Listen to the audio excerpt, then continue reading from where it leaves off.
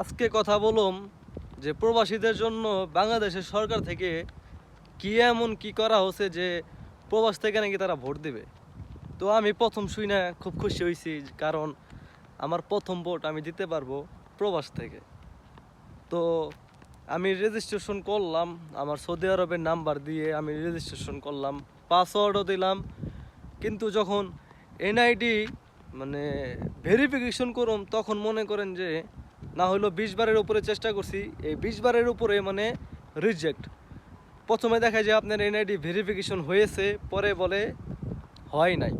তো মানলাম, আমি হয়তো ভাবলাম যে নেট নাই এর জন্য হয়তো সমস্যা, বা রাতের যে টাইম থাকে একটা, এই টাইমের জন্য সমস্যা।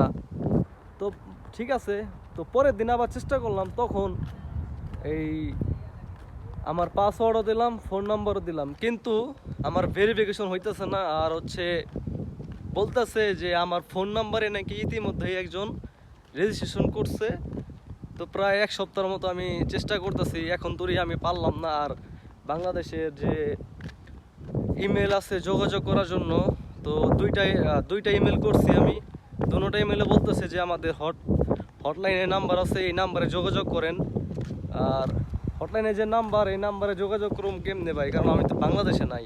আর দেশের যে নাম্বার কোনোভাবে সম্ভব না এখানে যোগাযোগ করার জন্য।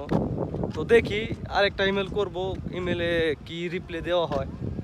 আর এটার আপডেট আপনাদের ভিডিওর মাঝে দেওয়া হবে, তো সবাই সাথে থাকবেন, ভিডিও দেখবেন।